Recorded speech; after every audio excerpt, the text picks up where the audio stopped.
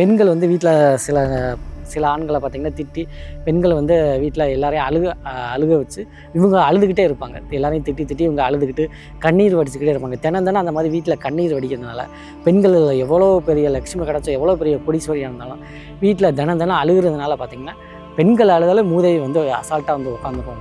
நீங்கள் என்ன பூஜை பண்ணாலும் சரி, என்ன கோயிலுக்கு போனாலும் சரி, என்ன இது பண்ணாலும் சரி, பெண்கள் அழுது கண்ணீர் வந்து பூமி நீங்கள் வாழ்கிற வீட்டில் பட்டாலே போதும், அவ்வளோதான் முடிஞ்சு உங்களுக்கு.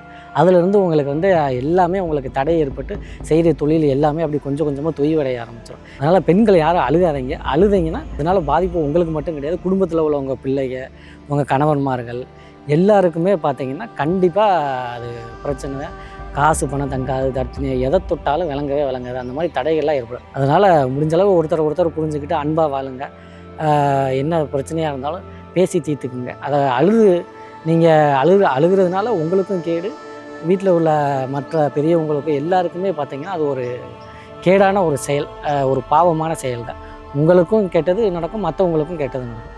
முடிஞ்சளவு எல்லோரும் ஒருத்தர் பேசி ஒருத்தர் புரிஞ்சுக்கிட்டு அன்பும் அன்னுனியமாக வாழுங்க.